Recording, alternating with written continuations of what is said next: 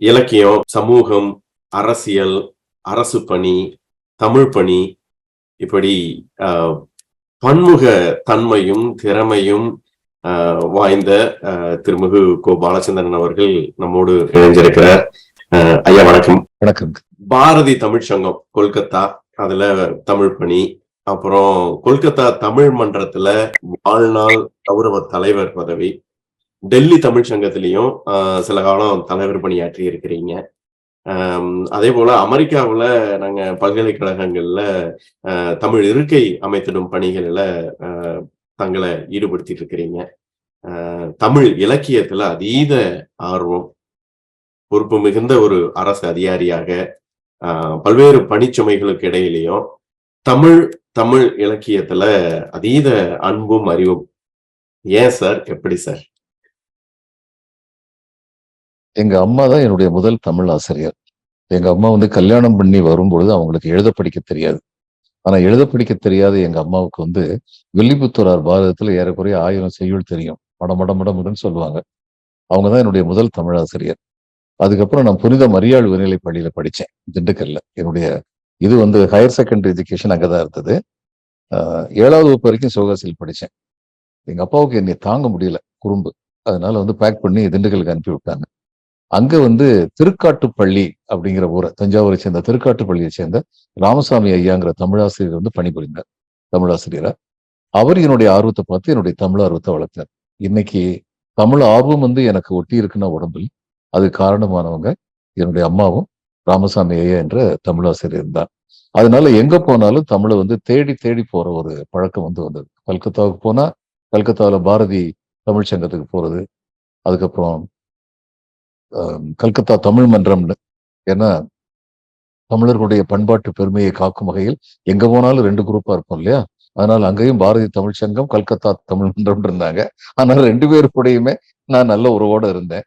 அதனால ஒருத்தங்க என்னை புரவலரா அலாங் வித் ஜோதிபாஸ் ஒரு பேட்டர்னா இருந்தார் பாரதி தமிழ் சங்கத்துக்கு. அது நானும் ஒரு புரவலரா இருக்கிறேன், இன்னும் இருக்கிறேன். கல்கத்தா தமிழ் மன்றம் எனக்கு ஒரு பெரிய கௌரவத்தை கொடுத்தாங்க. வாழ்நாள் முழுக்க கௌரவ தலைவர் அப்படிங்கிற ஒரு பட்டத்தை கொடுத்தாங்க. அதுக்கப்புறம் தில்லி தமிழ் சங்கத்துக்கு வந்த போதும் நான் முதல்ல போட்டியிடணும்னு நினைக்கல. ஆனா போட்டியிடணும்னு சொல்லி வற்புறுத்தப்பட்டேன். ஏன்னா அங்கேயும் சில காரியங்கள் செய்ய வேண்டியிருந்தது. பல காரியங்கள் செய்ய துவங்கிய காரியங்கள் எல்லாமே முழுமையடைஞ்சதா சொல்ல முடியாது. ஆனா காரியங்களை பண்ணியிருக்கோங்கிற ஒரு நிறைவு இருக்கு. அவ்வளவு. சிறப்புங்க, சிறப்புங்க, மிக்க மகிழ்ச்சி. இப்போ நீங்க திரு ஜோதிபாசு, திரு புத்ததேவ் பட்டாச்சாரியான்னு சொல்லி 2 முதல்வர்களோடு பணியாற்றி இருக்கிறீங்க. அதுலயும் திரு ஜோதிபாசு அவர்கள் மிக நீண்ட காலம் முதல்வராக இருந்தவர். அந்த அனுபவம் எப்படி சார்? ரொம்ப சிறப்பான அனுபவம். அதாவது எந்த ஒரு ஆட்சியிலையுமே, இப்ப ஒரு ஆட்சியில் எல்லா ஆட்சியும் எங்க ஆட்சியில் ஊழலே கிடையாதும்பாங்க. ஊழல் இல்லாத ஆட்சி இந்திய உலகத்துல எங்கேயுமே கிடையாது. ஆனா தலைமையில ஊழல் இருக்கு. அவங்க 2 பேர் அந்த மாதிரி ஊழல் இல்லாதவங்க இருக்காங்க. அதனால இப்ப நான் மாவட்டத்துல பணிபுரிந்தேன்னா, அந்த மாவட்டத்துல சில ஆளுங்கட்சி சேர்ந்தவங்களுக்கு என்னை பிடிக்காது. பிடிக்காம போய் கம்ப்ளைண்ட் பண்ணுவாங்க. கம்ப்ளைண்ட் பண்ணும்போது அவர் உடனடியாக அந்த கம்ப்ளைண்ட் எடுத்துக்க மாட்டாங்க. அதே சமயம் கம்ப்ளைண்ட் புறந்தள்ளவும் மாட்டாங்க. என்கிட்ட கேட்பாங்க. நான் என்ன உண்மைன்னு சொல்லி சொன்ன உடனே, சரி அப்படியே நீங்க செஞ்சது சரிதான், மேற்கொண்டு ஒரு தரம் கூட நான் செஞ்சது தவறுன்னு அவங்க சொன்னது 2 பேருமே. ஒரு தரம் கூட நான் செஞ்சது தவறுன்னு. ஏன்னா தவறான காரியத்தை செய்யக்கூடாது. இந்த மர்ம யோகியில எம்ஜிஆர் சொன்ன மாதிரி, கரிகாலன் வைத்த குறி தப்பாது, தவறும் குறியை கரிகாலன் வைக்க மாட்டான். அதனால தவறாத குறியைத்தான் வைக்கணும் அட்மினிஸ்ட்ரேஷன்ல. அப்படிங்கலாம் ரொம்ப உறுதியா இருந்தேன். ஒரு தடவை இதுல ஜிடி ரோடு, கிராண்ட் ட்ரங்க் ரோடுன்னு ஒரு ரோடு இருக்கு கல்கத்தால, ஹவுரால. நான் ஹவுரால மாவட்ட ஆட்சியராக இருந்த போது அந்நேரம் அங்க என்ன பண்ணாங்க, இதுல பிளாட்ஃபார்மை என்கரேஜ் பண்ணாங்க. சின்ன சின்ன கடைகள்லாம் போடணும்னு. அப்படியே என்கரேஜ் பண்ணி ரோடையே என்கரேஜ் பண்ண ஆரம்பிச்சிட்டாங்க. ரோடையே என்கரேஜ் பண்றாங்கன்னு உடனே நான் இந்த ரோட கிளியர் பண்ணணும். ஏன்னா டிராபிக் எல்லாமே 5 நிமிஷம் 10 நிமிஷம் ட்ரக்கு பஸ் எல்லாமே நின்றுச்சுன்னா அந்த புகை, என்விரான்மெண்ட் பொல்யூஷன், அதோட மக்கள் சேர வேண்டிய இடத்துக்கு சேராம இருக்கு, பல தொந்தரவுகள் இருந்தது. இப்போ நான் என்கரேஜ்மெண்ட் கிளியரன்ஸ் பண்ணணும்னு சொல்லி நினைச்சிட்டு ஆப்ரேஷன் என்கரேஜ்மெண்ட் சொல்லி போலீஸ் இடம் சொல்லி ஏற்பாடெல்லாம் பண்ணிட்டு சிஎம் போய் பார்த்தேன். சிஎம் போய் பார்த்தா அவர் பேசுறது ரொம்ப வேடிக்கையா இருக்க மாதிரி தோணும். என்ன விஷயம், அங்க சிஎம் பாக்குறதுக்குலாம் ரொம்ப சிரமப்பட வேண்டியதில்லை. சிஎம் ஃப்ரீயா இருந்தாருன்னா பிஏட் கேட்போம். சிஎம் ஃப்ரீயா இருக்காருன்னா உள்ள போயிடும். அவருக்கு இளைய ஆசிரியர் அதிகாரிகளுக்கு ரொம்ப பிடிக்கும். ரொம்ப நல்லா பேசுவாரு. ஒவ்வொரு தரமும் ஒரு டீயும் 2 பிஸ்கட்டும் கொடுப்பாரு. ஒரு தடவை அவர்கிட்ட நான் ஓப்பனா சொல்லிட்டேன், என்ன சார் இவ்வளவு மோசமா இருக்கு பிஸ்கெட்டு, கொஞ்சம் ஸ்டாண்டர்டுக்கு அதிகமா இருந்தா நல்லா இருக்குமே அப்படின்னு. அதுக்கு அவர் சொன்ன பதில், இன்னைக்கு காலைல பிரேக்ஃபாஸ்ட் சாப்பிட போனீங்கல்ல, அவங்க எல்லாம் பணக்காரர் மேடம், நாங்கெல்லாம் கம்யூனிஸ்ட், இவ்வளவுதான் கொடுக்க முடியும். காலைல எங்க போயிருந்தேன்னா, காங்கிரஸ் தலைவர் ஹவுரா எம்பி பிரியரஞ்சன் தாஸ் முன்ஷி வீட்டுக்கு பிரேக்ஃபாஸ்ட்டுக்கு போயிருந்தேன். இப்ப அந்த முதல்வருடைய இதை பாருங்க. என்னுடைய ஆட்சியர் வந்து என்னுடைய எதிர்க்கட்சி தலைவருடைய வீட்டுக்கு போயிருக்காருன்னா, அதை அவர் தப்பா எடுக்கல. மாவட்ட ஆட்சியர் எல்லார் கூடயும் இது வச்சிருக்கணும். கனெக்டிங் லிங்க் வச்சிருக்கணும். அதுக்காக என்னுடைய மாவட்ட ஆட்சியர் போயிருக்காரு. அதை அவர் தப்பா எடுக்காம ஒரு ஜோக் அடிச்சார். அவங்களாம் பணக்காரங்க, காங்கிரஸ்காரங்க, பெரிய பெரிய பிரேக்ஃபாஸ்ட் எல்லாம் கொடுப்பாங்க. நாங்க ஏழைங்க இவ்வளவுதான் கொடுப்போம் அப்படிம்பாரு. அப்ப இந்த தடவை நான் போயிருந்த போது என்ன விஷயம்னாரு, இது மாதிரி ஆபரேஷன் கிளியரன்ஸ் ஒன்று சார், இது பண்ண போறோம். நான் கடை வச்சிருக்கவங்கள வந்து 190 பேர் வந்து சிபிஎம் காரங்க. ஏன் ஆளுங்களை எதுக்கு நீங்க இப்போ போகணும்னு சொல்றீங்க? இல்ல சார், அவங்க வந்து டிராபிக் ரொம்ப இடைஞ்சல் பண்ணிட்டு இருக்காங்க. நான் ஐஐடி கரக்பூர்ல இருந்து ஒரு சின்ன ஸ்டடி ஒண்ணு பண்ணினேன். அது வருஷத்துக்கு வந்து ஏறக்குறைய, நான் சொல்றது 1986ல, வருஷத்துக்கு ஏறக்குறைய 50 கோடி 60 கோடி ஒர்த் ஃபியூவல் வந்து அங்க நஷ்டமா இருக்கு. அதுல ஜனங்களுக்கு எல்லாம் ரொம்ப சிரமமா இருக்கு சார். அப்படியா? அப்ப கிளியர் பண்ண வேண்டியதுதான். சில சமயம் ஃபோர்ஸ் அப்ளை பண்ண வேண்டியிருக்கலாம் சார். ஏன்னா ஆளுங்கட்சிக்காரங்க நிறைய பேர் இருக்கிறதுனால எதிர்ப்பு தெரிவிக்கலாம். அது உங்க டியூட்டி, நீங்க பண்ணுவீங்க. ஃபோர்ஸ்னா என்ன ஃபோர்ஸ் அப்ளை பண்ண போறீங்க? சார், முதல்ல டியர் கேஸ் தான். முதல்ல வார்ன் பண்ணுவோம், அதுக்கப்புறம் டியர் கேஸ், அதுக்கப்புறம் போலன்னா லாட்டி சார்ஜ் பண்ண வேண்டியிருக்கும். அதை மீறி போனா போலீஸ் ஃபயரிங் பண்ண வேண்டியிருக்கும். அவர் இம்மீடியட்டா, no police firing mister district magistrate. எனக்கு தெரியும் உடனடியே ஆபரேஷன் ஃபெயில் ஆச்சுன்னு தெரியும். ஏன்னா ஃபயரிங் இல்லைன்னா அவங்க வந்து அடிச்சுக்கிட்டு இருந்தாங்கன்னா போலீஸ்காரன் அடிவிட்டு சாக முடியாது. ஆனா சிஎம் சொல்லும்போது என்ன சொல்ல முடியும்? ஓகே சார், வெளியில எங்க ஆளுங்க ரெடியா இருக்காங்க தெரியுமா அப்படின்னாரு. ஹவுராவை சேர்ந்த சிபிஎம் ஆளுங்க வந்திருக்காங்க. நீங்க போனோன்னு உங்ககிட்ட கேட்பாங்க, என்ன பேசுனீங்க, என்ன சொல்ல போறீங்க அப்படின்னு. ஐயா, நான் உண்மையை சொல்ல போறேன். இந்த மாதிரி இது பண்ணேன்னு சொன்னேன், ஆபரேஷன் கிளியரன்ஸ் பண்ண சொன்னேன். அவர் வந்து ஃபயரிங் கூடாதுன்னு சொல்லிட்டாரு அப்படின்னு சொல்லிடுறேன் அப்படின்னு. யோசிட்டாமா, அப்படின்னு சொல்லலாம், இப்படியும் சொல்லலாம். நான் போய் இந்த மாதிரி இந்த இதை டிராபிக் கன்ஜெஷனா இருக்கு, ஸோ ஒரு ஆபரேஷன் கிளியரன்ஸ் பண்ணணும்னு சொன்னேன், அப் டு ஃபயரிங் வரைக்கும் போக வேண்டியிருக்கும்னு சொன்னேன். எல்லாத்தையும் கேட்டு ஒரு ஆபரேஷனை கிளியர் பண்ணிட்டாருன்னு சொல்லலாம் அப்படின்னாரு. இதனுடைய நுட்பத்தை பாருங்க. அதை இப்படி சொல்லிட்டா அவங்க என்ன எடுத்துக்குவாங்க? ஃபயரிங் வரைக்கும் சிஎம் பெர்மிஷன் கொடுத்தாரு போலன்னு எடுத்துக்குவாங்க. நான் எனக்கு புரிஞ்செடுத்து உடனே வெளியில போனோம்னு அவங்க கேட்டாங்க என்கிட்ட. நான் ஐ வாஸ் வெரி சேர்ஃபுல். நான் சிஎம் சொன்னேன், அவர் பெர்மிஷன் கொடுத்தேன். நான் சொன்னேன் ஃபயரிங் வரைக்கும் வேண்டியிருக்கு, தேவைப்படுன்னு சொன்னேன். ஆபரேஷனை கிளியர் பண்ணீங்கன்னு சொல்லிட்டு போயிட்டேன். ஒரு லாட்டி சார்ஜ் உள்ளாம நாங்க ஆபரேஷன் கிளியர் பண்ணோம். அது அந்த மனிதருடைய இந்த ராஜதந்திர நுட்பத்தினால. அந்த கட்சிக்காரங்களையும் விட்டு கொடுக்க மாட்டாரு, சரியான நிர்வாகமும் நடக்கணும் அப்படின்னு சொல்லி நினைப்பாரு. மிதினாப்பூர்ல மாவட்ட ஆட்சியராக இருந்தபோது சில பேர் மேல ரொம்ப கடுமையான நடவடிக்கை எடுத்துக்கிட்டு இருந்தேன். சில அதிகாரிகள் மேலேயும் எடுத்துக்கிட்டு இருந்தேன். இப்போ சிபிஎம் உடைய டிஸ்ட்ரிக்ட் செக்ரட்டரி அங்க போய், அடுத்த எலெக்ஷன்ல இந்த டிஎம் இருந்த இந்த கலெக்டர், அங்க டிஎம் சொல்லுவாங்க, டிஸ்ட்ரிக்ட் மேஜிஸ்ட்ரேட், அடுத்த எலெக்ஷன் வரைக்கும் இந்த கலெக்டர் இருந்தாருன்னா ஒரு சீட்டு கூட மிதினாப்பூர்ல சிபிஎம் கிடைக்காதுன்னு. மிதினாப்பூர் பெரிய மாவட்டம். அங்க வந்து 88 லட்சம் பாப்புலேஷன் இருந்தது நான் கலெக்டர் இருந்தபோது. அந்நேரம் இந்தியாவுடைய பாப்புலேஷன் வந்து 88 கோடி. அதனால நான் வந்து ஒரு லெட்டர் எழுதினேன் கவர்மெண்ட் ஆஃப் இந்தியாவுக்கு. I represent 1% of India's population. Financial allocation to the tune of 1% should be given to me. சொல்லி லெட்டர் எழுதினேன். ஸோ இவர் வந்து 66 சீட்டு என்னமோ இருந்தது அசம்பிளி சீட். இப்போ இவர் சொல்ற ஒரு சீட் கூட கிடைக்காதுன்னாரு. அதுக்கு இவர் சொன்னாரு, அவர் என்ன நடவடிக்கைன்னு எனக்கு தெரியும். பிடபிள்யூடியில் வந்து ரோடு சரியா போடலன்னு சொல்லி கரப்ஷன் சொல்லிட்டு விஜிலன்ஸ் டிஸ்ட்ரிக்ட் கலெக்டர் தான் டிஸ்ட்ரிக்ட் விஜிலன்ஸ் ஆஃபீஸர். அவர் வந்து நடவடிக்கை எடுக்கிறாரு. இதுல வந்து ஹாஸ்பிட்டல்ல வந்து மருந்தெல்லாம் வந்து வச்சுக்கிட்டே இல்லைன்னு சொல்றாங்கன்னு சொல்லி ஏதாவது ரிப்போர்ட் வந்துச்சுன்னா உடனடியே நடவடிக்கை எடுக்கிறாரு இல்லையா? ஆமா சார், இப்படிலாம் பண்ணா எப்படின்னாரு. உடனே எனக்கு இதெல்லாம் எப்படி தெரியும்னா, அவருடைய பிஏ ஒருத்தர் இருந்தார். கட்சியில இருந்தே அங்க பிஏ அனுப்புவாங்க. அது சிபிஎம் உடைய மெத்தடே வேற. சிஎம்ஏ ஸ்பை பண்ணிக்கிட்டு இருப்பாங்க, எல்லாம் கரெக்டா பண்றாங்க. அப்ப அந்த பிஏ வந்து விஜய் வந்து எனக்கு ரொம்ப தெரிஞ்சவன், அவன் தான் இதை சொன்னான். உடனே சிஎம் சொன்னாரா, அவர் வந்து பிடபிள்யூட வந்து நடவடிக்கை எடுத்தாருன்னா அதுக்கப்புறம் ரோடு சரியா வரும். ஹாஸ்பிட்டல் வந்து நடவடிக்கை எடுத்தாருன்னா அதனால வந்து மெடிசன்லாம் ஒழுங்கா கிடைக்கும், புவர் பீப்புள்ஸ் ட்ரீட்மெண்ட் வந்து பெட்டரா கிடைக்கும். ஆனா இதெல்லாம் பாக்குற ஜனங்கள் வந்து அவருக்கு கிரெடிட் கொடுப்பாங்க. ஒரு சிஎம் சொல்லாம டிஎம் இவ்வளவு தைரியமா செய்வாரா? இதுதான் பேசுவாங்க. இப்ப நம்ம கட்சி நிர்வாகத்துக்கு வந்து நல்ல பேர் கிடைக்கும். அப்ப எனக்கு அடுத்தரம் கண்டிப்பா ஓட்டு கிடைக்கும். அதை பத்தி நீங்க கவலைப்படாதீங்க, நீங்க போங்க அப்படின்னு சொல்லி திருப்பி அனுப்பிட்டேன். என்கிட்ட அதை பத்தி எனக்கு கேட்கவே இல்லை. என்ன பண்ணீங்க ஏது பண்ணீங்கன்னு கேட்கவே இல்லை. அது மாதிரி பல நிகழ்வுகளை சொல்லலாம். அவங்க மேல வந்து ஆனஸ்டா இருந்ததுனால அடிக்கடி சொல்லுவாரு, நாங்க வந்து என்ன கம்யூனிஸ்டா, இந்த சிஸ்டத்துல நாங்க சோசியல் டெமோக்ராட் தானே அப்படிம்பாரு. ஏதாவது ஒன்று ஃபெயில் ஆச்சுன்னா நான் என்ன கம்யூனிஸ்டா ஓவர் நைட்ல எல்லாத்தையும் சரி பண்றதுக்கு இவங்களெல்லாம் அட்ஜஸ்ட் பண்ணி தானே போக வேண்டியிருக்கு, அப்படிதான் போக வேண்டியிருக்கும். ஆனா அதுக்காக சும்மா உட்கார முடியாதுல்ல. உங்களால முடிஞ்ச முயற்சி நீங்க செய்யணும்ல. எங்க ஆளுங்க செய்ய வேண்டாம்னு சொல்றேன். உங்களை எதுக்காக நாங்க வச்சிருக்கோம்? சரியான காரியத்தை செய்யறதுக்கு தானே. இப்படி பேசுவார். ரொம்ப எளிமையான மனிதர், ரொம்ப அற்புதமான மனிதர். அதே மாதிரிதான் புத்ததேவ் பட்டாச்சாரி. ரொம்ப புத்ததேவ் பட்டாச்சாரி இவரோட ஒரு பங்கு மேல, ஜோதிபாசோட ஒரு பங்கு மேல. ஒரு தடவை அவருடைய பொண்ணு வந்து எதுக்கு அங்க வந்து உத்தர் பங்க உன்னயன் பரிஷத்னு ஒன்று இருந்துச்சு, நார்த் பெங்கால் டெவலப்மெண்ட் கவுன்சில் அப்படின்னு. நான் வந்து ஜல்பைகுரியில டிவிஷனல் கமிஷனர் இருந்தேன். நம்ம ஊர்ல அந்த போஸ்ட் கிடையாது.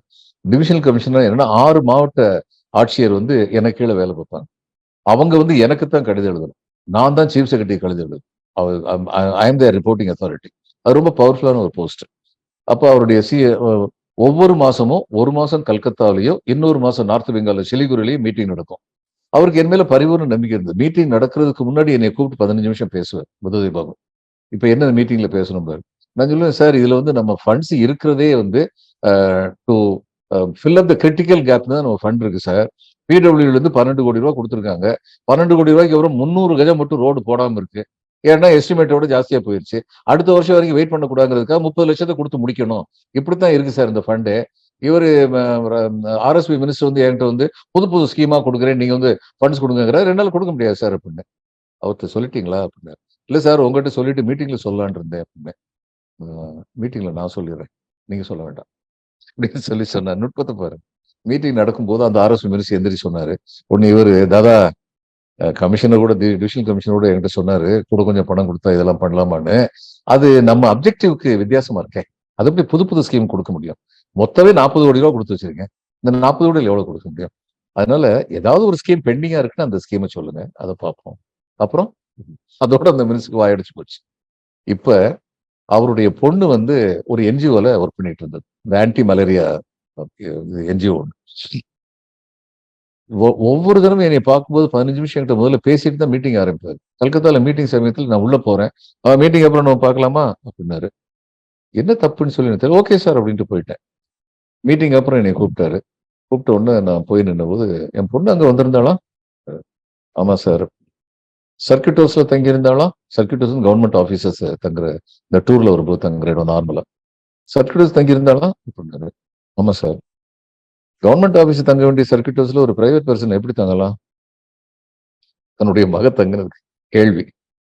நான் சொன்னேன், சார் சர்க்கியூட் ஹவுஸ்ல வந்து கவர்மெண்ட் ஆபீசர்ஸ்க்கு அக்காமடேஷன் கொடுத்தது போக மீதி வந்து ரூம் ஸ்டில் இருந்ததுன்னா பப்ளிக் கொடுக்கலாம், ரூல்ஸ் இருக்கு. அந்த ரூல்ஸ் எல்லாம் இந்த பொண்ணு வந்து அங்க தங்கி இருந்துச்சு. கவர்மெண்ட் ஆபீசர் ரேட் வேற, பப்ளிக் ரேட் வேற. ஏன்னா எங்களுக்கு டிஏ 200 ரூபான்னா அதுல 10% நாங்க கொடுக்கணும். அது 3 ஸ்டார் ஹோட்டல் மாதிரி இருக்கும். மத்தவங்க பப்ளிக் வந்தாங்கன்னா அவங்க 300 ரூபா கொடுக்கணும். பப்ளிக் கவர்மெண்ட் ஆபீசர் ரேட் வேற, பப்ளிக் ரேட் வேற இல்ல அப்படின்னு. உடனே கையில இருந்து ஒரு இதை எடுத்தேன், ரிசிப்ட் எடுத்தேன். இதை கொஞ்சம் பாக்குறீங்களா? உங்க பொண்ணு வந்து பப்ளிக் ரேட்டு தான் பே பண்ணா அப்படின்னு. இது எப்படி கரெக்டா நீங்க கொண்டு வந்தீங்கன்னாரு. எனக்கு உங்களை பத்தி தெரியுமில்ல சார், இதெல்லாம் கேட்பீங்கன்னு எனக்கு தெரியும், அதுக்காக தான் கொண்டு வந்தேன். சார் அவ சிஎம்மோட பொண்ணு, அவ என்ஜிஓல ஒர்க் பண்றதா இருக்கட்டும், எனக்கு வந்து அந்த பொண்ணு செக்யூரிட்டி வந்து இடைஞ்சல் இல்லாம இருக்கணும். எங்கேயாவது ஒரு ஹோட்டல் தங்கி கடத்திட்டு போயிட்டாங்கன்னா நான் தானே உங்களுக்கு பதில் சொல்லணும். அதுக்காக வேண்டி நான் வந்து சர்க்கியூட் ஹவுஸ்ல தங்குன்னு நான் தான் சொன்னேன். இதுல உங்களுக்கு என்ன குறை வந்ததுன்னு இப்ப இந்த ஒரு விசாரணை நடத்திக்கிட்டு இருக்கீங்க அப்படின்னு. அவரு ஒரு ஒரு டிவிஷனல் கமிஷன் இப்படி சிஎம் பேசினா சிஎம் அதுக்கு பதில் இல்ல இல்ல இல்ல இல்ல அப்படி இல்ல, சிஎம்ஏ வந்து ஒரு ரூல்ஸை மீறி இது மாதிரிலாம் பண்றாருன்னு சொல்லி ஒரு பேர் வந்துடக்கூடாது இல்லையா அப்படின்னாரு. உண்மையிலேயே சொல்றேன், தமிழ்நாட்டுல இதையெல்லாம் சொன்னா நம்ப மாட்டாங்க. இப்படியெல்லாம் ஒரு சிஎம் இருந்தாருன்னு சொல்லி நம்பவே மாட்டாங்க. அப்படிப்பட்ட சிஎம் இருந்தார். அதனால எனக்கு வந்து ரொம்ப மகிழ்வான அனுபவம். இவங்க 2 பேரோடையுமே வேலை பார்த்தது ரொம்ப மகிழ்வான அனுபவம். சிறப்புங்க, மகிழ்ச்சி. அதே போல இப்ப நீங்க தமிழ்நாட்டுல நீங்க பணி காலத்திலயோ அல்லது அந்த நேரங்கள்ல தமிழ்நாடு முதல்வர்களோடு பணியாற்றிய அனுபவம், அல்லது குறிப்பா கலைஞர் அவர்களோடு தமிழ் சார்ந்து அல்லது அரசியல் சார்ந்து உரையாடிய பணியாற்றிய அனுபவம் உண்டா சார்? ஒரே ஒரு அனுபவம் தான். டெல்லியில இருந்தபோது மினிஸ்டர் ஃபார் பர்சனலுக்கு தனி செயலராக இருந்தேன். எஸ்ஆர் பாலசுப்ரமணியம் வந்து அந்நேரம் இருந்தார். அப்ப இருந்த பொழுது டெல்லி தமிழ் சங்கத்துல நாங்க திருவள்ளூர் ஆடிட்டோரியம் கட்டியிருந்தோம். திருவள்ளூர் ஆடிட்டோரியத்துக்கு வந்து எங்களுக்கு மொத்தம் வந்து 20 லட்சம் ரூபாய் டெபிசிட் இருந்தது. அப்ப நான் எங்க மினிஸ்டர்ட்ட வந்து சொன்னேன், முதல்வரை கூப்பிடணும்னு சொல்லி நாங்க நினைக்கிறோம், நீங்க கூப்பிட்டு வர முடியுமா? கடிதம் கொடுங்க அப்படின்னு சொல்லி சொன்னார். கடிதம் கொடுக்கும்போது அவர் என்ன சொன்னார்னா, என்னென்ன டிமாண்ட் உங்களுக்கு வேணும்னு சொல்லி அதையும் சொல்லுங்க அப்படின்னாரு. உடனே நான் சொன்னேன், இந்த மாதிரி ஆடிட்டோரியத்துக்கு கொஞ்சம் ஃபண்ட்ஸ் வேணும். 20,00,000 எங்களுக்கு டெபிசிட் இருக்கு. அது இங்க உள்ள தமிழ் தமிழ் பள்ளிக்கூடங்கள் அங்க இருக்கு. அந்த டெல்லி தமிழ் எஜுகேஷன் சொசைட்டின்னு அவங்க வந்து 6, 7 பள்ளிக்கூடம் நடத்திட்டு இருந்தாங்க. அங்க தமிழ் பாடப்புத்தகங்கள் வரமாட்டேங்குது. அதுவும் வந்தா நல்லா இருக்கும். பிளஸ் ஒவ்வொரு ஸ்கூலுக்கும் கொஞ்சம் ரெனோவேஷனுக்கு வந்து பணம் தேவைப்படுது. உடனே ஒரு கடிதம் இவரே டிராஃப்ட் பண்ண சொன்னாரு. என்னைய கடிதம் எழுதணும். நாங்க நேர கொண்டு போய் சிஎம் கொடுத்த உடனே சிஎம் வந்துட்டாரு. வரேன்னு சொல்லிட்டாரு. வரேன்னு சொன்னதுக்கப்புறம் இவர்கிட்ட கேட்டேன், சார் எவ்வளவு சார் ஃபண்ட்ஸ் கொடுக்குறேன்னாரு அப்படின்னு. 5,00,000 கொடுக்குறேன்னு சொல்லியிருக்காரு அப்படின்னாரு. எனக்கு குறைஞ்சது 10,00,000 வந்தா தான் மீதி 10,00,000 நான் திரட்ட முடியும். அப்போ அவங்களுடைய ஸ்பெஷல் ஆபீசர்னு சொல்லி இங்க ஒருத்தர் கட்சியை சேர்ந்த ஒருத்தர் வந்து தமிழ்நாடு ஹவுஸ்ல இருப்பார். அவர் என்னுடைய நல்ல நண்பர் இருந்தார். அவரை கூப்பிட்டு நான் சொன்னேன், இந்த பாருங்க எனக்கு கலைஞரை ரொம்ப பிடிக்கும். ஆனா நான் ஒரு மினிஸ்ட்ரிகளை நான் வேலை பார்த்துக்கிட்டு இருக்கேன், தனிச்செயலாளர் வேலை பார்த்துக்கிட்டு இருக்கேன். அவர் 5,00,000 கலைஞர் கொடுக்குறாருன்னு சொல்லிட்டாரு. நான் இப்ப எல்லாத்தையும் சொல்ல போறேன். இந்த என்டையர் கிரெடிட் எங்க மினிஸ்ட்ரிக்கு தான் வரும். ஏன்னா அவரு தான் என்கிட்ட சொன்னாரு. கலைஞருக்கு வந்து இதுல ஒன்றும் ஸ்பெஷலா கிரெடிட் வராது. என்னங்க இப்படி சொல்றீங்க, அவரு தானே பணம் கொடுக்குறாருனாரு. அது அப்ப ஸ்டேஜ்ல வச்சு திடீர்னு 10,00,000 அனௌன்ஸ் பண்ணிட்டோம். எங்க மினிஸ்டர் சொன்னதோட டபுள் ஆயிரும். அவருக்கு தான் ஃபுல் கிரெடிட் போகும் சொல்லிட்டு விட்டுட்டேன். கலைஞர் வந்து ரொம்ப அழகா பேசினார். ரொம்ப அழகா பேசுவார். இதெல்லாம் பேசுறது கூட ரொம்ப மிருதுவா இருக்கும். வந்து பேச ஆரம்பிச்ச உடனே அவர் சொன்னார், ஏறக்குறைய 12 ஆண்டுகளுக்கு முன்னால் என்னை அழைத்தார்கள் நான் முதல்வராக இருந்த பொழுது. ஏன்னா அவர் 12 வருஷம் வனவாசத்தில் இருந்தாரு. அதுக்கப்புறம் சிஎம் ஆனதுக்கு அப்புறம் நான் கூப்பிட்டுருக்கோம். ஏறக்குறைய 12 ஆண்டுகளுக்கு முன்பு நான் முதல்வராக இருந்தபோது அழைத்தார்கள். இப்பொழுது மறுபடியும் அழைத்திருக்கிறார்கள். சிஎம்மா இருந்தா தான் கூப்பிடுவீங்க நீங்கள்லாம் அப்படின்னு ரொம்ப மறைமுகமா சொன்னாரு. சொல்லி எல்லாத்தையும் சொல்லி முடிச்சதுக்கு அப்புறம் கடைசியில எனவே இந்த திருவள்ளுவர் கலையரங்கத்திற்கு என்று தமிழக அரசின் சார்பாக 10,00,000 நான் கொடுப்பேன் சொல்லி 10,00,000 செக் கொண்டு வந்தார். அப்புறம் நாங்க 4 பேரும், இந்த ஸ்பெஷல் ஆபீசர், நானு, என்னுடைய மினிஸ்டர், கலைஞர் 4 பேர் லிப்ட்ல கீழே இறங்கி போய்கிட்டு இருந்தோம். என்னுடைய மினிஸ்டர் வந்து ரொம்ப நல்ல மனிதர், எஸ்.ஆர். பாலசுப்ரமணியன். நான் உடனே அவர்கிட்ட சொன்னேன், சார் ஆடிட்டோரியத்துக்கு பெரிய இது உதவி பண்ணிட்டாரு அப்படின்னு. உடனே இவர் வந்து என் மினிஸ்டர் வந்து சொன்னாரு, ஆமாங்க நான் என்கிட்ட சொன்னதை விட அதிகமா கொடுத்தாருங்க அப்படின்னாரு. உடனே கலைஞர் வந்து ஸ்பெஷல் ஆபீசரை பார்த்து ரொம்ப அமெரிக்கா ஒரு புன்முறுவல் பூத்தாரு. நான் எனக்குள்ள இன்னொரு புன்முறுவல் பூத்துக்கிட்டேன். போட்டுக்குங்க சண்டையை, கடைசியில 10,00,000 வாங்கினது நாங்க தான். எனக்குள்ள ஒரு புன்முறுவல் பூத்து. அது ஒண்ணுதான் அவர்கிட்ட எனக்கு இருந்த நேரடியான அனுபவம். ஆனால் மறக்க முடியாத ஒரு மனிதர். ஒவ்வொரு மூமெண்ட்லயும் வந்து ஒரு சிக்னிபிகன்ட் இருக்கும். இன்னைக்கு அவர் பேசுறது வந்து ரொம்ப அற்புதமான ஒரு உரை. இதுல வந்து பேசுறது, டெல்லி தமிழ்ச்சங்கத்துல பேசுறது வந்து ரொம்ப அற்புதமான ஒரு உரை. சிறப்புங்க ஐயா. இப்போது ஒரு நம்ம இந்திய அரசியல்ல, குறிப்பா தமிழக அரசியல்ல பாத்தீங்கன்னா, திராவிட மாடல் அப்படின்னு ஒரு சொல்லாடல், ஒரு சொல் ரொம்ப பரவலாக பிரயோகிக்கப்பட்டு வருகிறது. இந்த திராவிட மாடல் இந்திய அரசியலில் ஒரு அதிர்வலைகளை ஏற்படுத்தி நினைக்கிறீங்களா நீங்க?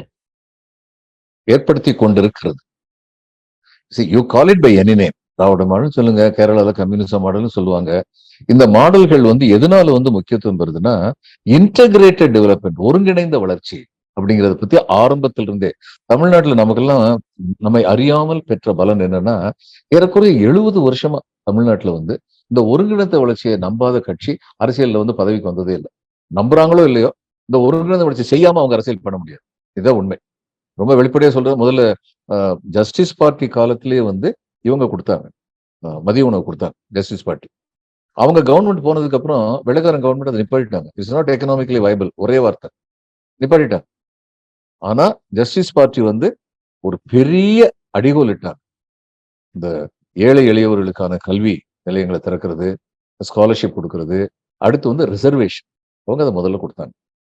இப்ப ஜஸ்டிஸ் பார்ட்டி கொடுத்ததுக்கு காரணம் என்ன? ஜஸ்டிஸ் பார்ட்டி இருந்தவங்களும் பெரிய பெரிய பெரிய ஜமீன்தார், ராஜா, இந்த மாதிரி ஆளுங்க, போபிலி ராஜா, ராமநாதபுர ராஜா, இது மாதிரி பெரிய பெரிய ஆளுங்க. அவங்க ஏன் ஏழை எளியவர்கள் கொடுக்கணும்னு சொல்லி யோசிச்சோம்னா, there was a vested interest. என்ன வெஸ்டட் இன்ட்ரெஸ்ட்னா, தங்களுக்கு கீழே இருந்தவங்க இங்கிலீஷ் படிச்சு உயர் பதவிகளுக்கு போயிட்டதுனால தங்களை வந்து அடக்கி ஆளக்கூடிய அதிகாரம் பெற்றவர்களாக பியூரோக்ரஸியில வந்துட்டாங்க. அப்ப இவங்களை நாங்க கட்டி ஆளணும்னா, மறுபடியும் எங்களுடைய பழைய அதிகாரம் வரணும்னா, அதுக்கு மேல உள்ள அரசியல்ல நாங்க வந்து பிடிக்கணும், அரசியல் ஆட்சியை பிடிக்கணும். இது வந்து வெஸ்டட் இன்ட்ரெஸ்ட். ஆனா அந்த வெஸ்ட் இண்டீஸ் அவங்க எப்படி பண்ணாங்க? அரசியல் ஆட்சியை நல்லவைகள் செய்து பிடிச்சாங்க. ஏழை எளியவர்களுக்கு நன்மை, ரிசர்வேஷன், இதெல்லாம் பண்ணி பிடிச்சாங்க. ஒண்ணு நமக்கு நினைவு இருக்கணும், இந்த ரிசர்வேஷன் எல்லாம் காணாம போயிருந்திருக்க முடியும், அதை மறந்துடக்கூடாது. ஆனால் ஒரு மனிதர், the man who fought rudely and also even crudely was EVK Ramswamy Nayak. Periyar ஒருத்தர் இல்லைன்னா ஃபர்ஸ்ட் கான்ஸ்டியூஷனல் அமெண்ட்மெண்ட் வர வேண்டிய கட்டாயம் வந்திருக்காது. காமராஜ் முதல்வர் ஆகுறாரு, அடுத்து வந்து பெரியார் வந்து காமராஜ் சொல்றாரு. ஏன்னா காமராஜும் ஏழை எளியவர்களுடைய பிரதிநிதி. முதல்ல ஒரு காமராஜ் முதல் மந்திரி அவர்கள் தயக்கம் இருந்தது, உண்மையிலேயே தயங்கினார். பெரியார் தான் சொன்னார், நீங்க வாங்க, நீங்க உங்களை மாதிரி ஒரு ஆள் தான் வரணும், பிற்பட்டவர்கள உண்மையாக பிற்படுத்தப்பட்டவர்கள் வந்தா தான் இந்த நாட்டில் நல்லது கிடைக்கும், நாங்கள்லாம் அவங்க கூட இருக்கோம்னு சொல்லி பெரிய என்கரேஜ்மெண்ட் கொடுத்தா அவர் வந்து முதலமைச்சர் பதவி அவர் ஏத்துக்கிட்டார். முதல் 2 வருஷம் காமராஜுக்கு ரொம்ப தடுமாற்றம் இருந்தது.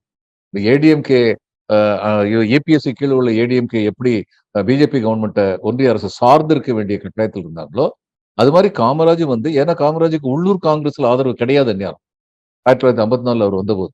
அதனால அங்க உள்ளவங்களை சார்ந்திருக்க வேண்டிய கட்டாயத்தில் இருந்தார். அதனாலதான் முல்லை பெரியாறு நம்ம கையை விட்டு போச்சு, அதனாலதான் கூர்கு வந்து நம்ம கையை விட்டு போச்சு, அதனாலதான் ஈவன் திருப்பதி நம்ம கையை விட்டு போச்சு. அந்த மாதிரி நிர்பந்தத்தில் இருந்தார். 57க்கு அப்புறம் ஸ்ட்ராங் ஆயிட்டார். ஏன்னா தன்னுடைய ஆட்சி நல்ல ஆட்சி கொடுத்ததன் காரணமாக காங்கிரஸ் பதவிக்கு வந்தது அப்படின்னு ப்ரூவ் பண்ணிட்டார். 62க்கு அப்புறம் அவர் அடிச்சுக்க ஆளே இல்லை தமிழ்நாட்டை பொறுத்த மட்டும், அப்படி இருந்தார். அப்ப அந்த சூழ்நிலையில வந்து பெரியார் அப்படிப்பட்ட ஒரு சுயமரியாதை இயக்கத்தை தொடங்கியதன் காரணமாக ஏழை எளியவர்கள் பலன் பெற வேண்டும் அப்படின்னு ரொம்ப உறுதியா இருந்த காரணத்தினால இதை காட்டி காமராஜ் சொல்ல முடிஞ்சது, நீங்க இந்த ஃபர்ஸ்ட் கான்ஸ்டியூஷனல் அமெண்ட்மெண்ட் ரிசர்வேஷனை, தமிழ்நாடு ரிசர்வேஷனை ப்ரொடெக்ட் பண்ணலைன்னா தமிழ்நாட்டுல காங்கிரஸே காணாம போயிடும் அப்படின்னு அவர் சொல்ல முடிஞ்சது. அதனால இதுல இன்னொன்னு முக்கியமான காரணம் என்ன, ஜஸ்டிஸ் பார்ட்டி அவங்களுடைய ஆட்சி நிலை பெற வேண்டும், அவங்களுடைய அதிகாரம் நிலை பெற வேண்டும் அப்படிங்கிற ஒரு வெஸ்டட் இன்ட்ரெஸ்ட் இருந்தது ஜஸ்டிஸ் பார்ட்டிக்கு. சாகுற வரைக்கும் பெரியாருக்கு அது மாதிரி எந்த வெஸ்டட் இன்ட்ரெஸ்டும் கிடையாது. ஒரு பெரிய நிலப்பிரபு குடும்பத்துல பிறந்த அவரு எந்த விதமான இது இல்லாம சாகுற வரைக்கும், தொண்டு கழுவனாகிற வரைக்கும் இந்த சமுதாயத்துல எல்லாருக்கும் சுயமரியாதை காப்பாற்றப்பட வேண்டும் அப்படின்னு தெரிஞ்சார்.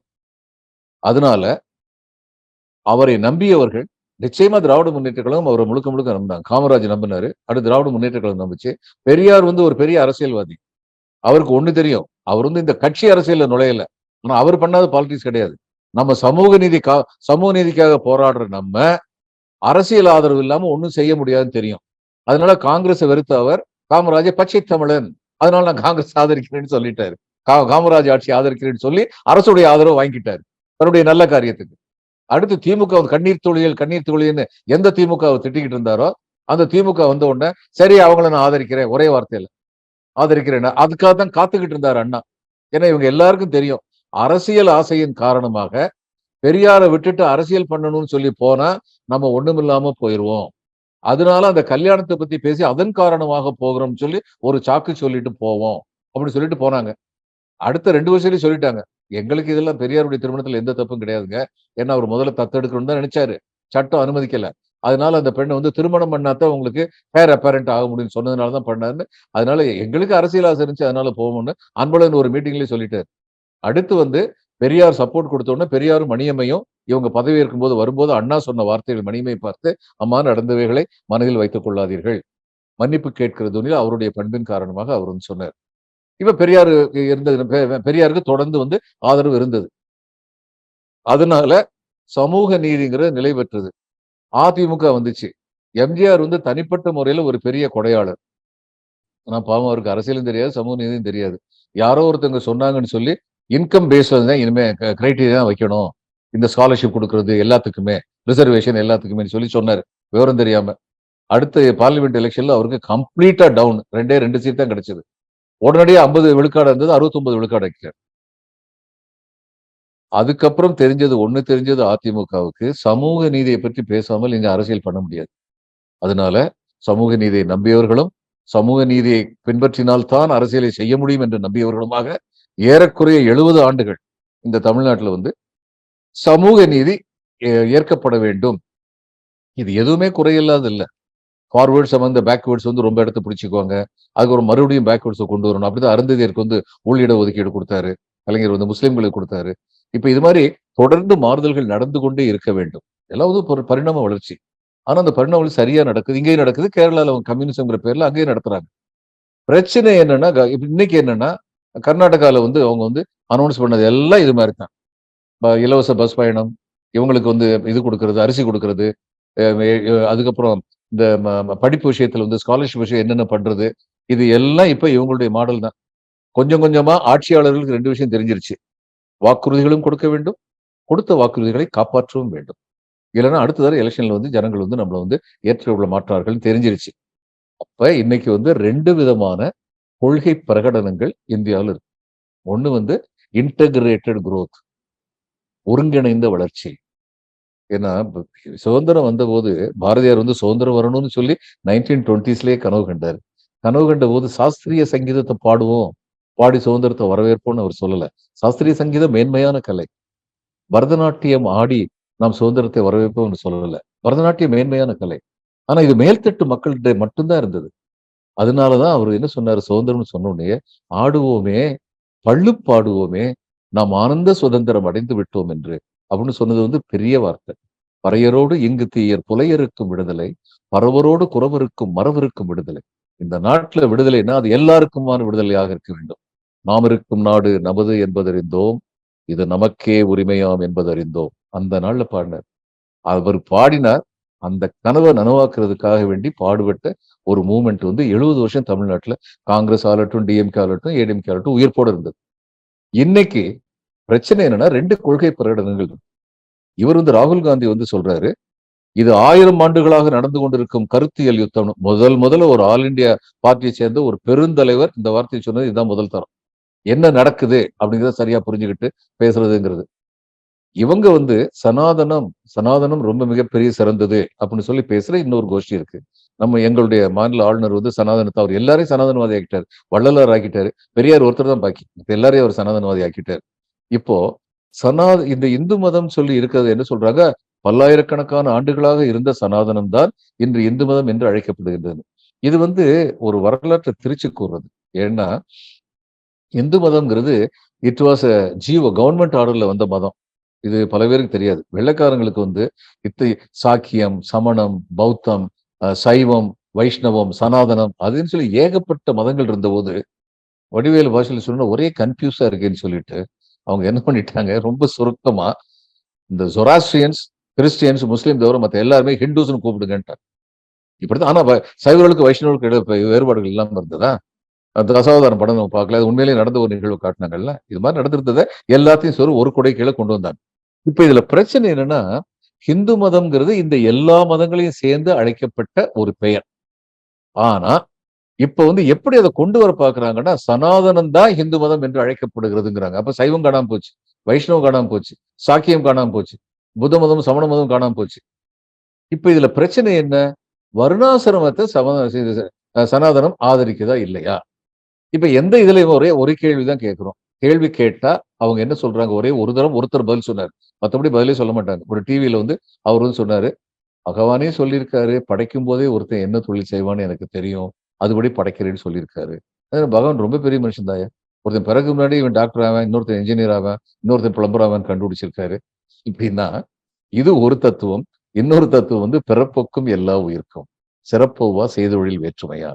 இந்த 2 தத்துவங்களுக்கு இடையில நடக்கிற யுத்தமா இன்னைக்கு வந்து ஆயிருச்சு. இதுக்கு முன்னாடி காங்கிரஸ் வந்து நாங்க அடிக்கடி ஜோக் அடிப்போம், Congress is not a political party, it's a political system அப்படிம்போம். ஏன்னா எக்ஸ்ட்ரீம் ரைட்ல இருந்து எக்ஸ்ட்ரீம் லெஃப்ட் வரைக்கும் எல்லாரும் காங்கிரஸ்ல இருந்தாங்க. அதனால ஒரு வழியா எல்லாரையுமே அகாமடேட் பண்ணிட்டு இருந்தாங்க. பட் இன்னைக்கு வந்து பிஜேபி ஜெயிச்சதுக்கு அப்புறம் சனாதனவாதிகள் நினைக்கிறாங்க time has come for us, we should establish அவர் செல்ஃப். காங்கிரஸ் வந்து லெஃப்ட் ஆஃப் சென்டரா வந்து இது நரசிம்மராவ் பீரியட்லயும் இந்திரா காந்தி பீரியட்லயும் கொஞ்சம் கொஞ்சமா ரைட் ஆஃப் சென்டருக்கு வந்துகிட்டு இருந்த காங்கிரஸ் இன்னைக்கு லெஃப்ட் ஆஃப் சென்டருக்கு போக ஆரம்பிச்சிருச்சு. அதனுடைய முக்கியமான தலைவர்கள் கார்கேயும் ராகுல் காந்தியும் லெஃப்ட் ஆஃப் சென்டர் ரொம்ப அழுத்தமான நம்பிக்கையுடையவங்களா இருக்கிறாங்க. இவ்வளவு நீண்ட நெடிய பயணத்துல பல பேர் ரொம்ப கஷ்டப்பட்டு வாங்கின இந்த வகுப்பு வாரி உரிமை, இடஒதுக்கீடு உரிமை, அது கொஞ்சம் கொஞ்சமாக நீர்த்து போக செய்யப்படுகிறதோ? அதாவது இப்போ உதாரணத்துக்கு பாத்தீங்கன்னா, இங்க அமெரிக்கால கூட சமீபத்துல வந்து ஒரு நிகழ்வு நடந்துச்சுங்க. அதாவது இங்க இருக்கக்கூடிய ஹார்வர்டு பல்கலைக்கழகத்துல அஃபர்மேட்டிவ் ஆக்ஷன் அப்படின்னு சொல்லி ஒரு கருத்தியல் ஒரு இது வச்சு. ஆமாங்க. அதுல அதை அமெரிக்க உச்சநீதிமன்றம் வந்து அரசியலமைப்புக்கு எதிரானது அப்படின்ற மாதிரி சொல்லிட்டாங்க சமீபத்துல. இப்போ அதே போலதான் இந்தியாவிலையும் இந்த வகுப்பு வாரி உரிமைக்கு எதிராக அல்லது அதற்கு ஆதரவை குறைக்கும் வகையில இந்திய நீதிமன்றங்கள் செயல்படுகிறதோ அப்படிங்கிற ஒரு எண்ணம் தோற்றம் இருக்குதுங்க, அல்லது எண்ணம் இருக்கிறது. அதே போல அரசு நடவடிக்கைகள்லையும் பாத்தீங்கன்னா அந்த வகுப்பு வாரி உரிமைகளை அல்லது இடஒதுக்கீட்டை குறைக்கின்ற வகையில சில செயல்பாடுகள் நடந்து கொண்டிருக்கின்றனவோ அப்படின்னு தோணுது. அதாவது அரசு நிறுவனங்களை தனியார் மயமாக்குவது, இது போன்ற சில நிகழ்வுகள், அல்லது இந்த பிரதிநிதித்துவத்தை குறைக்கின்ற வகையில இப்போ நீட் போன்ற சில தேர்வுகள் கொண்டுட்டு வந்து அந்த அந்த டைனமிக்ஸை மாத்துறது, இது போன்ற சில நிகழ்வுகள் நடக்குது போல தெரியுது சார். இது எங்க நம்மளை எடுத்துட்டு போகும்னு நினைக்கிறீங்க? இது போராட்டத்தை இன்னும் தீவிரமாக்கும். ஏன்னா இது நடக்குதுங்கிறது நிஜம்தான். ஒரு உதாரணம் சொல்றேன். ஆம், முதல்ல வந்து ரிசர்வேஷன் அக்கார்டிங் டு பாப்புலேஷன் பெர்சன்டேஜ்னு சொல்லித்தான் எஸ்சிக்கும் எஸ்டிக்கும் வந்து 15% 7.5% கொடுத்தாங்க. ஏன்னா அந்நேரம் இந்தியன் பாப்புலேஷன்ல SC population 15%, ST population 7.5%, OBC population 52%, 52 விழுக்காடு. அப்போ அந்த லாஜிக்கை ஃபாலோ பண்ணி தான் ஓபிசிக்கு 52% கொடுத்துருக்கு. ஆனா ஓபிசிக்கு 27% கொடுத்தாங்க. அது காரணம் என்ன சொன்னாங்கன்னா, ரிசர்வேஷன்ங்கிறது 50%க்கு மேல போகக்கூடாது, வேற மெரிட்டுக்கு மரியாதையே இல்லாம போயிடும் அப்படின்னு சொன்னாங்க. இது ஒரு வகையில் ஏற்றுக்கொள்ளத்தக்கதுன்னு அன்னைக்கு சில பேர் நினைச்சாங்க. சில பேர் இதுவாவது வருதே எடுத்துக்கோன்னு சொல்லி சில பேர் நினைச்சாங்க. இப்படி உறுதியா இருந்த இந்த நீதிமன்றங்கள், 50%க்கு மேல போகவே கூடாதுன்னு சொன்ன நீதிமன்றங்கள், எக்கனாமிக்கலி வீக்கர் செக்ஷனுக்கு 10% கொடுத்தது யாரும் பேசவே இல்லையே, எதிர்த்து பேசவே இல்லையே. இன்னைக்கு ஏற்கனவே வந்து 60% ஆயிருச்சு விழுக்காடு. அப்ப அடுத்து ஓபிசி என்ன கேட்பாங்க? நீங்க சொன்ன இதை வந்து லக்ஷ்மண் ரேகா நீங்களே மீறிட்டீங்க, கவர்மெண்ட் மீறும்போது நீங்க ஏதாவது கேட்டீங்களா? அன்னைக்கு வந்து இந்த 27% ஓபிசிக்கு வாங்குறதுக்கு முன்னாடி நான் வெல்ஃபேர் மினிஸ்ட்ரியில அந்நேரம் வேலை பார்த்தேன். பாவா தீர்ந்தது எங்களுக்கு. ஒவ்வொரு இதா வந்து அப்ஜெக்ஷனா வந்து வந்து ஒவ்வொன்றையும் மீட் பண்ண வேண்டி எந்த அளவுக்குன்னா, இங்க வந்து தமிழ்நாடு கவர்மெண்ட்ல வந்து பறையர், சக்கிலியர், பள்ளர், மறவர், அகமுடியர் அப்படின்னு எழுதியிருந்தாங்க. அங்க கவர்மெண்ட் ஆஃப் இந்தியால வந்து பறையன், செக்கிலியன், மறவன், அகமுடியன், கள்ளன் இப்படி எழுதியிருந்தாங்க. அப்போ ஒருத்தர் சொன்னாரு, இதெல்லாம் இந்த மறவர் இவங்களுக்கு எல்லாம் கொடுக்க முடியாது, ஏன்னா மறவன் தான் இங்க கரெக்டா கொடுக்க முடியாது. அதுக்கப்புறம் எதுக்கு நாங்க தமிழ்நாடு கவர்மெண்ட்டுக்கு எழுதி அவங்க வந்து ஏற்கனவே அவர்களை பற்றி தூஷணை செய்யும் ஒரு சமூகத்தில் அவர்களுடைய பெயர்களை சரியான விகுதியாக போடுவது என்ன தவறுன்னு காட்டமா ஒரு கடிதம் எழுதினாங்க தமிழ்நாடு. அதை வச்சு நாங்க சொன்னோம், தமிழ்நாடு கவர்மெண்ட் அல்லது கர்நாடகா கவர்மெண்ட் வந்து அந்த கம்யூனிட்டியை பத்தி என்ன பேர்ல சொல்றாங்களோ அதைத்தான் ஏத்துக்கணும். கவர்மெண்ட் ஆஃப் இந்தியால எத்தனை நாளைக்கு முன்னாடி இருந்த அப்சல்யூட் இதெல்லாம் எடுத்துக்க வேண்டியதில்லை. ஒரு உதாரணம் சொல்றேன். இது மாதிரி அன்னைக்கு வந்து டெல்லியில உள்ள சர்வகலாசாலை மாணவர்கள்லாம் வந்து உயர் வகுப்பை சேர்ந்தவங்களாக கருதப்பட்ட மாணவர்கள் வந்து ஷூ வந்து பாலிஷ் போட்டாங்க. காரணம் என்ன? இந்த மாதிரி ஓபிசி எல்லாம் வந்தாங்கன்னா அவங்க எல்லாம் ஷூ பாலிஷ் போடுறதே லாய்க்கு, அவங்க எல்லாம் பதவி கொடுக்கலாம், இப்படி எல்லாம் கீழ்த்தரமா வந்து பேசினாங்க. அப்படியெல்லாம் பேசினாங்க. இன்னொன்னு முக்கியமானது, இந்த இன்கம் கிரைட்டீரியா வந்து தவறு. இவங்களுக்கு வந்து ஓபிசிக்கு இன்கம் கிரைட்டீரியா வச்சு தவறு. ஏன்னா இந்த ரிசர்வேஷன் வந்து it is about empowerment. Income criteria is about elevation of people from poverty line. இந்த ரெண்டையும் குழப்பக்கூடாது. ஆனா குழப்பினாங்க. இவர் மிஸ்டர் பாண்டியன், ஜஸ்டிஸ் பாண்டியன் ஒருத்தர் இருந்தார். அவர் ஒருத்தர் மட்டும்தான் இதை எதிர்த்து டிசெண்டிங் ஜட்ஜ்மெண்ட் கொடுத்தார். அந்த ஜட்ஜ்மெண்ட்ல அவர் வந்து சொன்னாரு, நீங்க என்ன சொல்றீங்க, இந்த பிற்படுத்தப்பட்டவர்கள் நீங்க சொல்றதுல வந்து எங்க இதுல வந்து ஒரு வகையான வண்ணார்கள் இருக்காங்க, அவங்க வந்து ஷெட்யூல் காஸ்ட் பீப்புளுக்கு மட்டும்தான் துணி துவைக்க முடியும், மற்றவங்களுக்கு துணி துவைக்கிறதுக்கு அவங்களுக்கு உரிமை கிடையாது. இப்படிப்பட்டவர்கள் நாவிதர்கள் இருக்காங்க இங்க வந்து பிற்படுத்தப்பட்டவர்கள்னு, அவங்கள வந்து வீட்டுக்குள்ள நுழைய விடாம வச்சுக்கிட்டு இருக்காங்க. இது மாதிரி அன்டச்சபிலிட்டி நீங்க யார் யாரெல்லாம் சொல்றீங்களோ அதுல சில வகுப்பு இங்கே இருக்காங்க. அப்ப இவங்களுக்கு மட்டும் நீங்க இன்கம் கிரைட்டீரியா கொடுத்தா என்ன அர்த்தம் அப்படின்னு சொல்லி கேட்டாரு. மெஜாரிட்டி ஜட்ஜ்மெண்ட் படி இன்கம் கிரைட்டீரியா வந்து வச்சுட்டாங்க. சரி, constitution talk to only about socially and educationally backward classes, constitution 16(4). ஆனா இவங்க இந்த எக்கனாமிக்கலி வீக்கர் செக்ஷன் கொடுத்துட்டு பிறகு கான்ஸ்டிடியூஷன் அமெண்ட்மெண்ட் பண்ணாங்க. இந்த எக்கனாமிக்கலி வீக்கர் செக்ஷன் கான்ஸ்டிடியூஷன்ல ப்ரொவிஷனே இல்லாத ஒண்ணுக்கு கொடுத்தாங்களும் அதை எந்த விதமான வெறுப்பு, அதுக்கு ஸ்டே ஆர்டர் கொடுக்க மாட்டேன். முதல்ல ஓபிசி ரிசர்வேஷன் கொடுத்தது ஸ்டே ஆர்டர் கொடுத்துட்டாங்க சுப்ரீம் கோர்ட். 2.5 வருஷமா என்னமோ கேஸ் நடந்தது. அதுக்கப்புறம் தான் இது கிடைச்சது. இவ்வளவு இதோட மாடிஃபிகேஷனோட, இதை பண்ண விடக்கூடாது, அதை பண்ண விடக்கூடாது, மாடிஃபிகேஷனோட கிடைச்சது. ஆனா இதுக்கு வந்து government refuse give stay, supreme court refuse give stay order. அது என்ன அர்த்தம்னா, பல ஆண்டுகளாக, ஆயிரம் ஆண்டுகளாக வல்லான் வகுத்ததே வாய்க்கால்னு சொல்லி இருந்தது. அது வந்து தவறு. அது நாடு எல்லோருக்கும் பொதுவானது அப்படிங்கிறத கொண்டு வரது அவ்வளவு லேசான காரியம் இல்லை.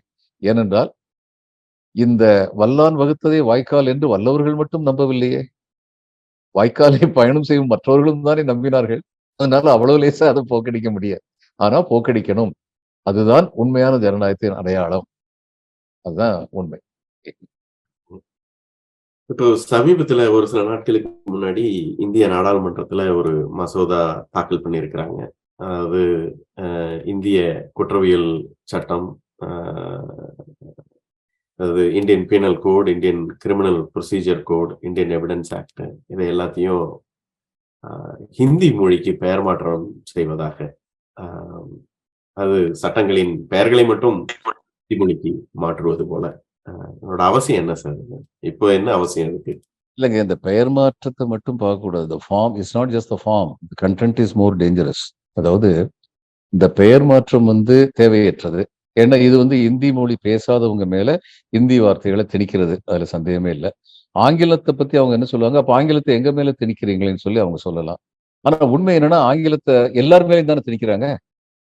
ஆங்கிலம்ங்கிற மொழியை தாய்மொழியா கொண்டவங்க யாருமே கிடையாது. இப்ப மும்மொழி திட்டம்னு ஒன்று கொண்டு வந்தாங்க அந்த காலத்துல. ஒரு நல்ல நினைப்போட கொண்டு வந்தாங்க.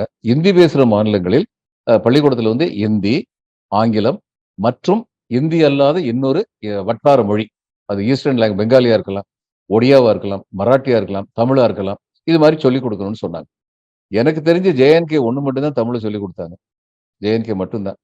யூபியில என்ன பண்ணாங்க, இப்பதான் எல்லாமே இந்தியில வருது. UPSC பரீட்சை இந்தியில எழுதலாம், எல்லாமே இந்தியில வருது. எனக்கு இதுக்கு இங்கிலீஷே தேவையில்லை. அப்புறம் இன்னொரு வட்டார மொழி எனக்கு எதுக்கு? நான் அங்க போய் வேலை பார்க்க போறேன்? தேவையில்லை. அதனால அவங்க மும்மொழி திட்டத்தை ஒரு மொழி திட்டமாக்கிட்டாங்க. இந்த ஒரு மொழி திட்டத்தை எதிர்த்து யாரும் பேசல. ஆனா தமிழ்நாடு அரசுடைய இருமொழி திட்டத்தை எதிர்த்து எல்லாரும் பேசிக்கிட்டு இருக்காங்க. இதுதான் இந்தியாவில் இன்னைக்கு உள்ள நம்முடைய கோளாறு, குறைபாடுங்கிறது இங்கதான் இருக்கு. என்ன பண்ண முடியும்? இது எல்லாத்தையும் மீறித்தான் நம்ம போகணும். இன்னைக்கு இந்த இதுல ஹிந்தியை போட்டது, ஹிந்தி பேர்ல இவங்க இதுல போட்டுட்டு ஆங்கிலத்துல வச்சுட்டு பிராக்கெட்ல ஹிந்தியில போட்டுக்கலாம். ஆனா இது எதை காட்டுதுன்னா, அவங்களுடைய எதை காட்டுதுன்னா, ரொம்ப வேகமா இந்தியை கொண்டு வரணும்னு பாக்குறாங்க. ரொம்ப வேகமா. இப்ப தமிழர்கள் இந்திக்கு எதிரானவர்கள் இல்லை, இந்தி திணிப்புக்குத்தான் எதிரானவர்கள். தக்கின் பாரத் பிரச்சார சபா, ஹிந்தி பிரச்சார சபா இருக்கே, அதுதான் இந்தி பிரச்சார சபைகளிலேயே, இந்தியாவில் உள்ள இந்தி பிரச்சார சபைகளிலேயே மிக அதிகமானவர்களை இந்தியில் பயிற்றுவிப்பதுங்கிறது அதுதான். இந்தி மொழியை சொல்லிக் கொடுக்கிறது இந்த தக்ஷின் பாரத் பிரச்சார சபா தான். இப்ப கவர்மெண்ட், தமிழ்நாடு கவர்மெண்ட் எவனும் இந்தி படிக்கூடாதுன்னு சொல்லி தான் அது நடத்த முடியுமா? இப்ப எங்க ஊர் சிவகாசி நிறைய பேர் ஆர்டர் எடுக்கிறதுக்குன்னு சொல்லிட்டு இது பேலண்டர் ஆர்டர், ஃபயர் ஒர்க்ஸ் ஆர்டர் எடுக்கிறதுக்கு சொல்லி நார்த் இந்தியா போவாங்க. அவங்களுக்கு தனியா கிளாஸ் நடக்குது. சாயந்தரம் அவங்க ஹிந்தி கத்துக்கிறாங்க. 7வது வகுப்பு 8வது கூட படிச்சிருக்க மாட்டாங்க. அவங்க ஹிந்தி கத்துக்கிறாங்க. யாரும் அதை இடைஞ்சல் பண்ணலையே. உங்களுக்கு விருப்பம்னா நீங்க படிச்சுக்கங்க. அது ஆனா கட்டாயப்படுத்தாதீர்கள் அப்படின்னு சொல்றோம். கட்டாயப்படுத்த சொல்றது காரணம், இந்தி பேசுறவங்க எங்களுடைய மொழியை தெரிஞ்சுக்கிறதுல ஆர்வம் காட்டலை. இன்னொன்னு, எங்களுடைய மொழிக்கு நீங்க என்ன ஆதரவு கொடுக்குறீங்க? யுனிசெஃப் உலகின் 6 செம்மொழிகளில் 2 இந்தியாவில் இருக்கின்றன சொன்னாங்க. ஒண்ணு சம்ஸ்கிருதம், இன்னொன்னு தமிழ். இப்ப சம்ஸ்கிருதம் மிக வளமான ஒரு இலக்கிய மொழி, ரொம்ப அற்புதமான ஒரு இலக்கிய மொழி. காளிதாசனுடைய சாகுந்தலம், ரகுவம்சம், மிருச்சகடிகா, சொல்லிட்டே போலாம். எத்தனை மருத்துவத்தை பற்றி, பொறியியலை பற்றி பல நூல்கள் இருக்கின்ற ஒரு அருமையான செம்மொழி. இந்த செம்மொழிங்கிறதுக்கான தகுதி 8 தகுதின்னு நினைக்கிறேன். அந்த 8 கிரைட்டீரியால 8 விதத்திலையும் தகுதி படைத்த ஒரே மொழி தமிழ் தான். இந்த செம்மொழிகள் 6 செம்மொழிகள் பாரசீகம் இருக்கு, சீன மொழி இருக்கு, ஹீப்ரு இருக்கு, லாட்டின் இருக்கு, சான்ஸ்கிரிட் இருக்கு, தமிழ் இருக்கு. இப்ப சான்ஸ்கிரிட், ஹீப்ரு, லாட்டின்லாம் வழக்கொழிந்து விட்டன. they are not a spoken language today. ஆனா தமிழுக்கு எல்லா குவாலிபிகேஷன் இருக்கு. இப்ப நீங்க சம்ஸ்கிருதத்துக்கு 250 கோடி ரூபாய் செலவழிச்சீங்கன்னா சில பேர் எதுக்குறாங்க. நான் எதுக்கல. என்னோட நாட்டுடைய ஒரு மொழி, அந்த மொழியை நீங்க வளர்க்கறதுக்கு என்ன வேணாலும் பண்ணுங்க. ஆனா என்கிட்ட ஒரே ஒரு கேள்வி இருக்கு. என்னுடைய நாட்டுடைய இன்னொரு மொழி தமிழ் தானே, அது பயில்கின்ற மொழி. இது செந்தமிழ் மட்டுமல்ல, பைந்தமிழ், செம்மையான மொழி மட்டுமல்ல, பயில்கின்ற மொழி. அன்பு மரணம் உடைத்தாயின் இல்வாழ்க்கை பண்பும் பயனும் அதுன்னு 2000 வருஷத்துக்கு முன்னாடி எழுதுனது இன்னும் எனக்கு அப்படி விளங்குது. அப்படிப்பட்ட ஒரு மொழி. அப்ப நீங்க என்ன பண்ணிருக்கணும்? நம் நாட்டின் ஒரு மொழி, செம்மொழியாக அங்கீகரிக்கப்பட்ட ஒரு மொழி, அதை நம்ம எல்லாரும் படிக்கணும் அப்படின்னு எல்லா யூனிவர்சிட்டிலையும் இது தமிழ்நாடு தவிர மற்ற மாநிலங்களில் நீங்க தமிழை சொல்லிக் கொடுத்துருக்க வேண்டாமா? நீங்க அப்படி சொல்லிக் கொடுக்காம நீங்க இந்தியை மட்டும் வளர்க்குறீங்க, சம்ஸ்கிருதம் மட்டும் வளர்க்குறீங்கன்னா எங்களுக்கு சந்தேகம் வராதா? போற இடமெல்லாம் போய் திருக்குறள் கரடு முரடான மொழியில பேசினாலும் முயற்சி பண்றாருன்னு எனக்கு சந்தோஷம்தான். நம்முடைய பிரதம மந்திரி சும்மா பேசிக்கிட்டே இருந்தா பத்துமா? பத்தாது. காரியத்தில் இருக்கணும். காரியத்தில் இவங்க செய்ய மாட்டேங்கிறாங்க. அப்போ இந்தி பேசாத மாநிலங்களின் அவநம்பிக்கைகள் வளர்கின்றன. இது மட்டும் இல்ல, தமிழ்நாடு மட்டும். ஒரு காலத்துல நம்ம உணர்வு பூர்வமாக இந்தியை எதிர்த்தோம். ஆனால் பொருளாதார ரீதியாக இந்திய எதிர்ப்புகளாக மகாராஷ்டிரம், பெங்கால், கர்நாடக மாநிலங்கள் இன்று உருவாகி இருக்கின்றன. இதுல இருந்து என்ன தெரியணும்னா, இது வந்து என்னவோ நம்ம மட்டும் பண்றதுன்னு சொல்லி கிடையாது. நம்ம மட்டும் பண்றதுன்னு சொல்லி கிடையாது. கண்டிப்பா எல்லாருமே இன்னைக்கு பல பேர் வந்து இந்திய எதிர்க்க ஆரம்பிச்சிட்டாங்க. அதுக்கான காரணத்தை அவங்க கண்டுபிடிக்கணும். நீங்க சரியான பாதையில போறீங்களா? இப்ப என்னுடைய மொழியை வந்து இந்த நாட்டுல வந்து ரொம்ப போற்றி பாதுகாத்தார்கள் என்றால், நான் இந்த நாட்டின் 2ஆம் தர குடிமகன் இல்லை என்ற நம்பிக்கை எனக்கு வந்தால், இந்திய கத்துக்கிறதுல எனக்கு எந்த அப்ஜெக்ஷனும் இருக்காது. ஆனா அந்த நிலை வர்ற வரைக்கும் அதுக்கு முன்னாடி இந்திய திணிக்கிறது, இந்த மாதிரி இந்தியன் பீனல் கோடுக்கு பேர் மாத்துறது, இந்த மாதிரிப்பட்ட காரியங்கள்லாம் பண்ணா கசப்பு தான் வளரும். அதை தவிர்க்கணும். இதுல இந்த இப்போ இந்திய தண்டனை சட்டம், அதாவது இந்திய பீனல் கோட் அப்படின்னு இருக்கக்கூடிய அந்த இந்தியா என்பத பாரத் அப்படின்னு மாத்திருக்கிறாங்க. பாரதிய நியாய சன்ஹிதா அப்படின்ற மாதிரி. இப்போ இந்த பாரத் என்பத அரசியல் சட்டம் அனுமதிக்கிறதுங்களா? ஆமா, இந்தியா என்ற பாரதம் தான் அரசியல் சட்டமே சொல்லுது. அதனால பாரதம்ங்கிறது அனுமதிக்கலன்னு இல்ல. பிரச்சனை என்னன்னா, நம்ம பாக்குற பாரதம் வேற, அவங்க பாக்குற பாரதம் வேற. அங்கதான் பிரச்சனை வருது. ஏன் பாரதியார் சொல்லியா, பாரத நாடு பழம்பெரும் நாடு, நீரதன் புதல்வர், இந்நினைவகற்றாதீர் அப்படின்னு சொல்லலையா? பாரதத்தை வந்து நம்ம வந்து பல கலைகள், பல செழுமைகள், இதை பத்தி சொல்லுவார். இனிய பொழில்கள், நெடிய வயல்கள், எண்ணரும் பெருநாடு, கனியும் கிழங்கும் தானியங்களும் கணக்கின்றி தருநாடு, இது கணக்கின்றி தருநாடு, நித்த நித்தம் கணக்கின்றி தருநாடு. ஏன்னா இந்த அக்ரோ கிளைமேட்டிக் ஜோன்னு சொல்லுவாங்க. இந்த அக்ரோ கிளைமேட்டிக் ஜோன் வந்து இடத்துக்கு இடம் மாறுபடும். அதனால வந்து என்ன ஆகும்னா, இப்ப உதாரணமா ஆஸ்திரேலியால வந்து இது வந்து December 25 I think it is summer. ஒரு குறிப்பிட்ட கண்டத்துல வந்து உலகத்துல. அங்க வந்து கிறிஸ்துமஸ், மத்த இடத்துல எல்லாம் வின்டர்ல இருக்கு. இங்க மட்டும் சம்மர்ல இருக்கு. இது மாதிரி ஒவ்வொரு இடமும் அக்ரோ கிளைமேட்டிக் ஜோன் பொறுத்த மட்டும் மாறும். இந்தியா எப்படிப்பட்ட உயர்ந்த நாடுனா, ஏதாவது ஒரு பகுதியில விளைஞ்சுக்கிட்டே இருக்கும். அதுதான் சொன்னாரு. கனியும் கிழங்கும் தானியங்களும் கணக்கின்றி தருநாடு, இது கணக்கின்றி தருநாடு, நித்த நித்தம் கணக்கின்றி தருநாடுன்னு சொல்லி பாடினாரு. அப்படிப்பட்ட ஒரு பாரதத்தை நாம் அனைவரும் உயர்த்தி பிடிக்கத்தான் செய்வோம். ஜெய ஜெய ஜெய பாரத சமுதாயம் வாழ்கவேன்னு சொல்லி பாடினார். ஆனா இவங்க இன்னைக்கு பாரதம் கொண்டு வர்றது இந்த இந்தியில, இந்த வார்த்தையை சொல்றது மாதிரி, இந்தியில போடுறது மாதிரி, இவங்க இதையே தொடர்ந்து செஞ்சுக்கிட்டு இருக்கும் போது நமக்கு அச்சம் மேலிடுது. எதுக்கு இவங்க இதெல்லாம் செய்யறாங்க அப்படிங்கிற அச்சம் நமக்கு மேலிடுது. மற்றபடி பாரதம்ங்கிற சொல்லுக்கு வந்து யாருமே வந்து விரோதிகள் இல்லை.